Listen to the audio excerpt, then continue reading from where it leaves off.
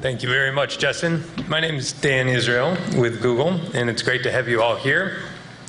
I have the pleasure of introducing the team from the Army Corps of Engineers, in particular the head of the team, Dr. Rob Wallace, who is the Chief of Computational Science and Engineering Division at the U.S. Army Engineering Research and Development Center. Is that right? He is also the man responsible for bringing Google Earth Enterprise to the NIPRNet. And importantly to me and the Google team, he presented at this event back in 2009, so he has a very long history with us. So without further ado, Dr. Wallace. Thanks. I'm only going to introduce my team as they're getting set up. This is a stalling tactic so that you don't have to wait for, works to get it all set up. We've been working with Google for quite some time. Just as a little introduction, we started doing this during Hurricane Katrina and its aftermath, and we've been using Google Earth Enterprise since then, so quite a long time. And one of the issues that we have had is this idea of collaboration. I was mentioned earlier, collaborative mapping, but really our mission is, in many of these emergency response situations, is to get data from field users to decision makers so that decisions can be made. And so what we're going to present today is one of many different initiatives that we're using or that we have that are in this vein of Google Earth. It's not the only tool that we use, but what these guys are going to show, and I'm going to introduce Robert Walker, who's our program manager for many of the projects that we're doing in this space, and James Pettitt, who's one of our new graduate programmers, and they program much faster than I can, so that's good that he's here. But they're going to show some of the stuff that we're doing with smartphones and how that integrates into the decision-making process for field data collection and rapid decision-making. So with that introduction, I'm just going to turn the time over to these guys. Good morning. My name is Robert Walker. As Dr. Wallace said, I'm a senior researcher with the Information Technology Laboratory within the Corps of Engineers. And what that typically means is, as an IT researcher, is one day I'm working with people that count fish, and the next day I'm working with soldiers that are counting missiles. So it's a wide variety of applications that we get to work in.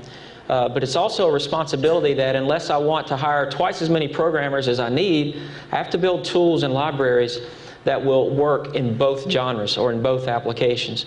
So what we're going to show you today is a smartphone application, a couple. We're going to focus 25 minutes of our time on the Android and the Google Maps application, but I want to show you real quick one other one. So back in the summer of 2009, I was tasked to say, Robert, you got to get off Google Earth. We had just built our Google Earth Enterprise server, the largest and maybe the only one on the NIPRNet. If you have a Google Earth server on the NIPRNet, raise your hand. Excellent. All right, we need to talk to you guys. All right, so I can say if we're the largest or not. All right, I need to know if I can hold that or not. But anyway, I'd spent 4 years of my life getting an accredited NIPR Globe service, and we had to get off of that. They said, as a researcher, we have about a 2-year attention span. And they said, Robert, start looking at smartphones. What can we do with that? We have 16,000 BlackBerries in the Corps of Engineers, within the Army, and a DoD at large. We have many thousands more. So we wanted to look at the next generation. What can we do with the non-Android devices, or the iPad, iPhone, and what can we do with the Android devices? And we have 2 applications in mind in particular that we had reimbursable type customers that were asking us for So one was, the next slide, and this is just a few minutes, was an application that will help after a hurricane response, emergency management. After Hurricane Ike and Hurricane Gustav, there were over 18,000 homeowners that requested assistance to put the blue tarps. You've all seen the blue tarps that go on the homes after a hurricane event. Well, the roofs have been damaged, and the homeowners have requested assistance from FEMA and the Corps of Engineers to temporarily repair their roof. Well, Hurricane Ike and Gustav, those 18,000 paper forms had 5 carbon copies per form. So we were tracking 90,000 pieces of paper. We were tasked at ITL to come up with to research a way to digitize the entire process. There's 3 components to that process. One is meeting with the homeowner. We had to get away from the paper form. There was no digital tracking at all. We were simply capturing a piece of paper that was worthless in the whole realm of digital tracking of the data. So we replaced that with an iPad device. We have 70 iPads that the homeowner, the iPad snaps into a kiosk, and they interact with the application to, or, do you rent your home or own your home? Is there debris on your roof, etc. So the moment that homeowner hits the accept button or the save button at the end after they've signed it with their stylus, the application is digitized immediately. And what that means is their address is geocoded to a latitude and longitude. So we are able to assign that case to an inspector within a minute, where it was taking 5 to 7 days previously. Now, as a homeowner, you're not going to wait on the Corps of Engineers 5 or 7 days if there's water coming in your home. So we've met a lot of resistance in that, and a lot of, being honest, some bad press. So with this digital process now, if John Smith has been assigned a polygon, say west of I-55 and south of I-10 is his responsibility. So we draw the bounding box and say, John, this is your area. Any point that falls within that area is assigned to his handheld device, or it's assigned to his record in the database, which then puts it on his iPhone device. So he could literally get that case assigned to him within 1 or 2 minutes, whereas before it was taking 5 to 7 days to assign the case. Next slide. Here's what happens when the case is assigned. This is our common operating picture. You saw this probably 4 years ago as an overall framework. We presented it as a framework. This framework has been implemented now dozens of times across many different missions within the Corps. First of all, the common operating picture assigns to our Google Earth Enterprise server. Each icon that you see on the screen is the product of the customer hitting the save button. The homeowner has completed their application, so that generates an icon on the screen. You see numbers in the box. This is the information about that homeowner application. But then we can overlay many different overlays on top from a many different variety of sources, such as real-time weather from NOAA or current hurricane paths. Dr. Wallace mentioned decision support. This is what we do. This is what our military folks do. We have to make decisions. We need data, real-time or near real-time, overlaid on top of each other so that our commanders and our decision makers have all the available data to them to make decisions such as, we have a hurricane, hit the stop button, hit the arrow button. We have a hurricane coming, so let's change our resources up. So those are the types of data overlays. Here's the last piece of this common operating picture. Each record in this database represents one of those applications that were assigned. So we just went from having 90 to 100 data analysts processing paper forms to literally 1 or 2 just simply monitoring the data flow. They don't have to do, they have to do very little. Maybe 1 or 2% of the applications do they have to intervene and change numbers that maybe were mistakenly entered. But let's move on to the meat of the conversation. This is MICA.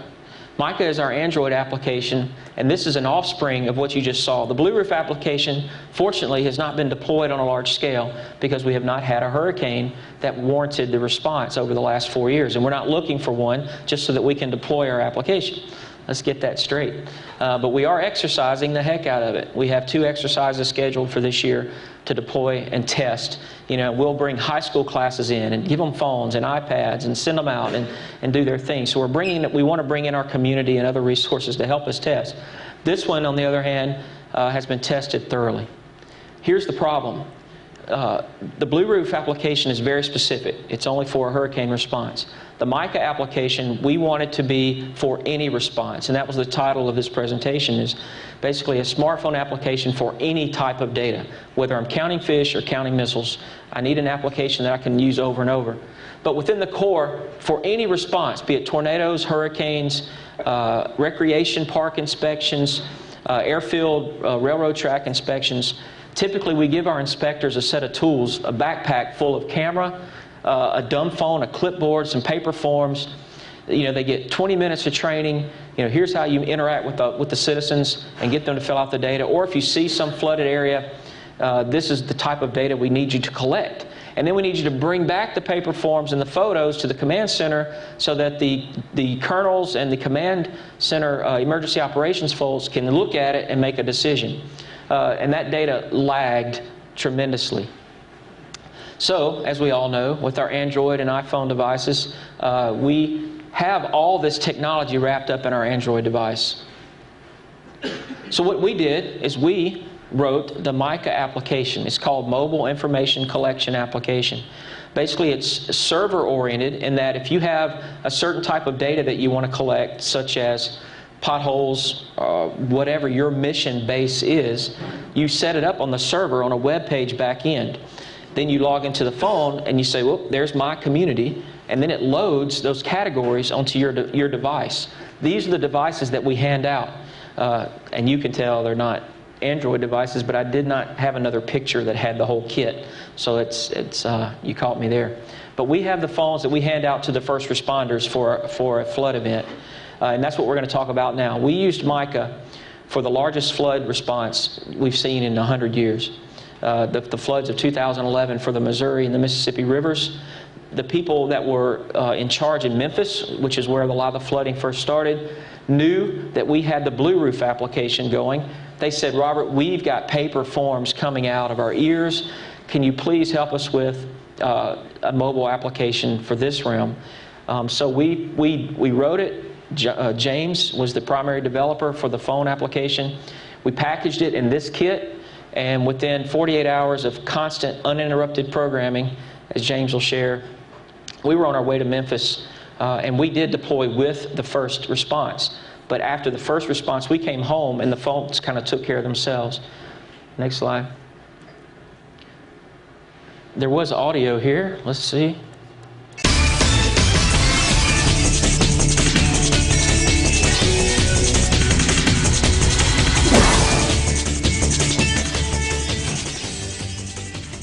This app and these Droid phones came from ERDC. And what they did is they brought them up. They started us off with about a dozen. They've given us several more now. What it does is it allows us to go out with a GPS location, click on a spot, take pictures, take video, have audio messages, and then hit save. And when I hit sync, that will go back to a database and plot out on a map back in the district. A county levy is what I put in here. Then I hit the camera. You can do camera or video with it and just get a shot. Done. No caption, note. There's an app for that. What's that? There's an app for that, as they always say. There is indeed. So that's it, and that one's locked in now, and then when I sync it, it'll go back to our headquarters in Omaha. And other districts can see it as well. The other day, we were able to fly down over the border and find a problem in the Kansas City district and send it directly to them, so they were able to see a picture immediately. We deployed the phones across all the way from Cairo, Illinois, down to Morgan City, Louisiana, all the way from Omaha, Nebraska to Kansas City, Missouri. At the peak of the flood fight, we had over 60 phones in service, collecting data constantly, normally during daylight hours. So we had some downtime at night to be able to edit, fix some bugs. Like I said, this was on a shelf with dust on it, written by James as a summer student. And then we were asked to bring it to life and put into action for the first time for a real event. Here's some photos of some of the guys that were deployed. There's a lot of concern. We're out in the wet. Basically, with a $99 Android phone, I told them if you drop it in the hole, leave it there. We'll give you another one. Now my boss is sitting here saying, well, what about the hand receipt holder and who's going to pay for that? But we're in war, or in this case, flood fighting. Next slide.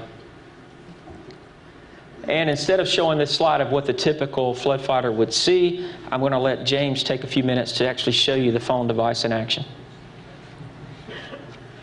If you'll switch to the Wolf Vision. This is the home screen that you start out with. So MICA was meant to be a generic data collection tool to begin with, and so the data collection portion is what is most important. So we spent the time trying to make that as simple as possible, trying to have as few clicks for the user to be able to get in and collect the data. So I'll start out by showing the way you would collect a new point. First, once you've clicked a point, you get to a list of categories.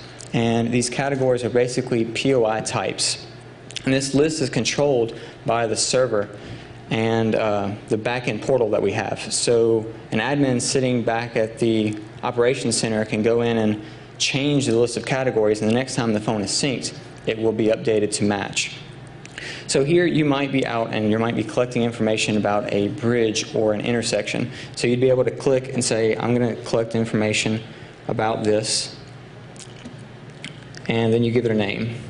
Once you've given it a name, you come in and you see the types of data that you can collect for each point. We basically tried to allow you to collect every kind of data that we could think of that the phone would capture.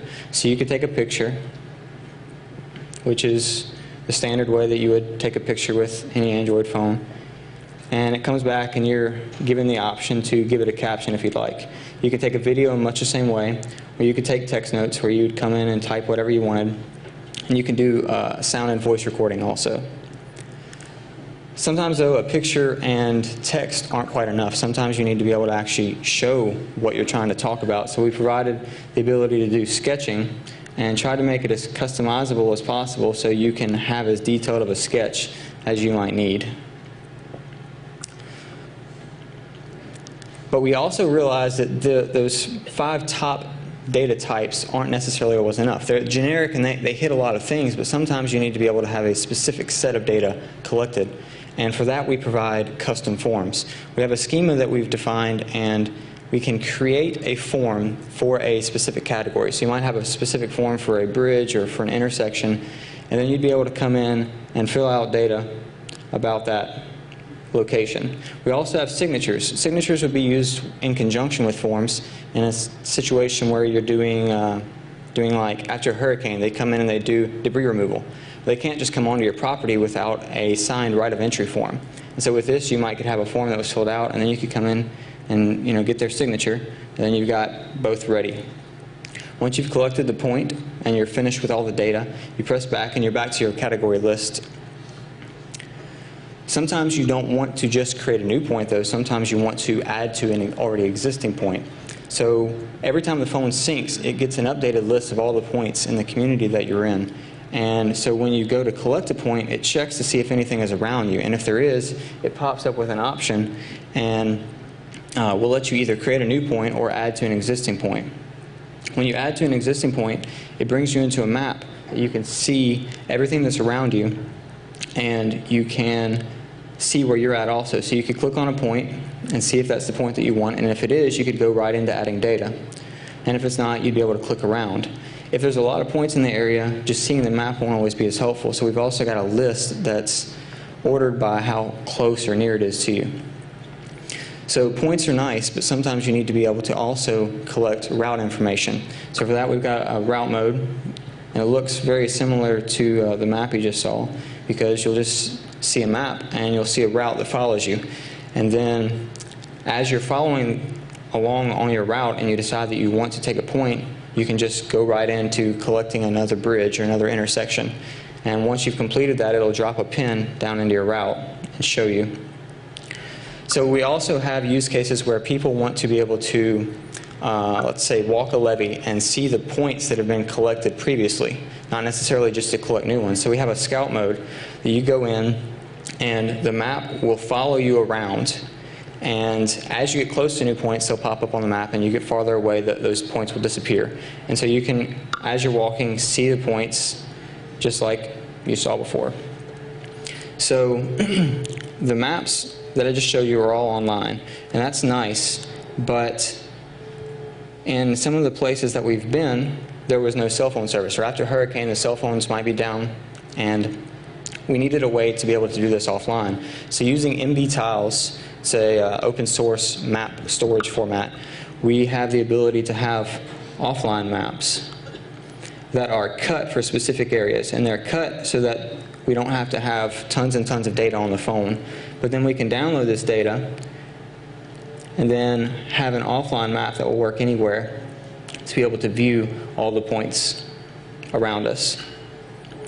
So I told you that we keep up with all the points, but we can't keep up with all the data on the phone because there's tons and tons of pictures and videos, and trying to store all that on the phone would be nearly impossible. So we've got a way that you can go in and preload sets of data, and it will eventually, if I can get zoomed out, allow you to draw a bounding box around an area, And then you'd be able to go and download and preload all the pictures and videos and text and sketches for that area, so that once you're out in the field, you'd be able to click on a point and actually go in and see everything that has been collected for it. And so you could do a comparison of what this looked like yesterday compared to what you're looking at today physically. And the last thing is we also have an ability to go in and edit points that you've taken. So if you wanted to change a caption, you could change a caption. Or if you wanted to view the pictures that you have already taken, you can go in and do that. And that is the MICA app. Thank you, James.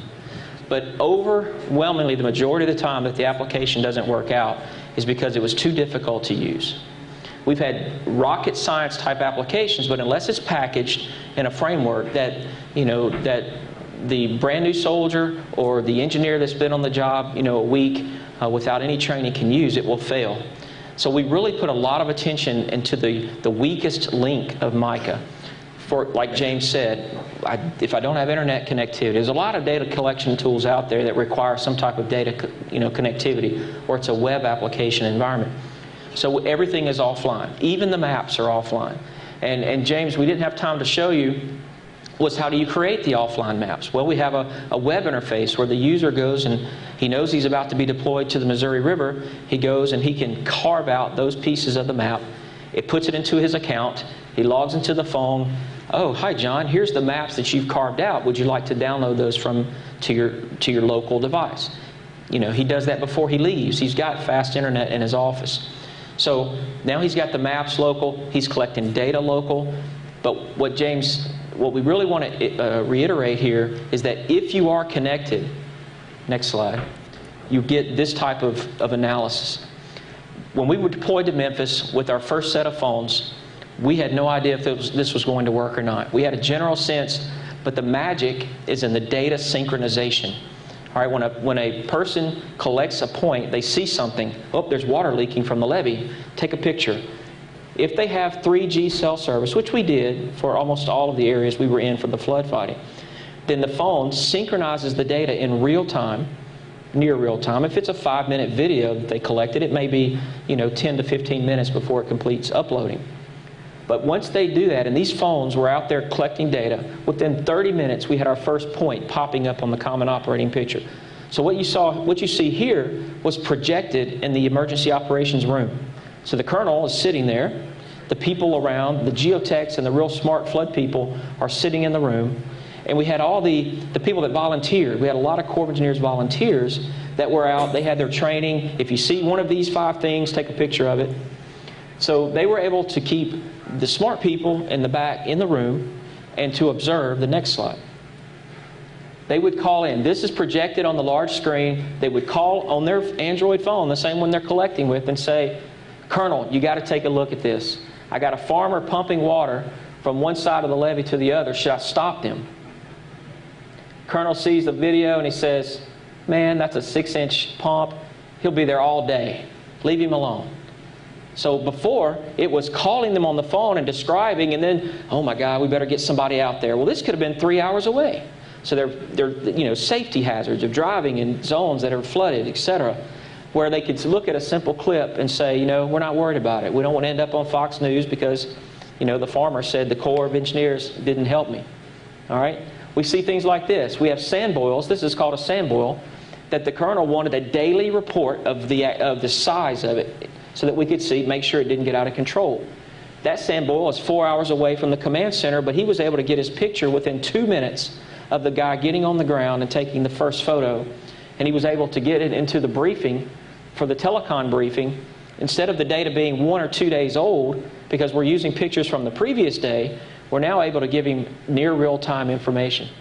This one was used for the local PAO office, where we had city employees working with Corps employees, and we had video of them cooperating in the flood event. This video was taken, I think it was about an hour away from the command center. PAO was able to use it within 5 or 6 minutes of it being clipped.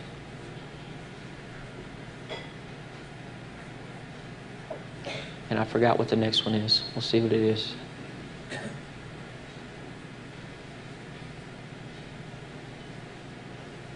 just a flood gauge. As James mentioned, the lessons learned from 2011, we had no way of adding data to this data point.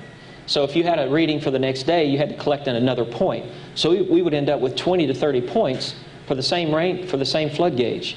So now with version 2, which is what you saw today, you'll be able to walk or scout or find the point for, and it'll be named, you know, river gauge number 4, and you can just simply add more information to the existing point. So we took a lot of lessons learned from what we did in 2011. So that's MICA, a generic data tool. Again, you can configure for whatever situation. We know it works at the peak of the flood fight. We collected 6,100 data points.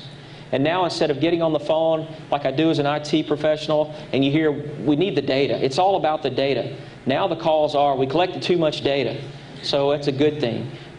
We collected 6,100 data points with over 12,300 pictures and videos. And decisions were made. We've been credited for one event where the pictures were transmitted, you know, in real he was actually standing on a barge that broke free from the shore. He was taking pictures with his Android phone as he was putting on his life preserver, and he transmitted it back to his colonel and said, "Sir, we got a major problem," as he's floating away and water's starting to seep. He wrote us a glowing email, I see the yellow card, that says, you know, this potentially saved us $9 million. So I said, okay, I'll take 10%. All right, we saved you $9 million. But that's pretty much all we had to show today. Smartphones and combined with web applications, very simple to use, 10 minutes of training, you're out and running on your own. Thank you very much.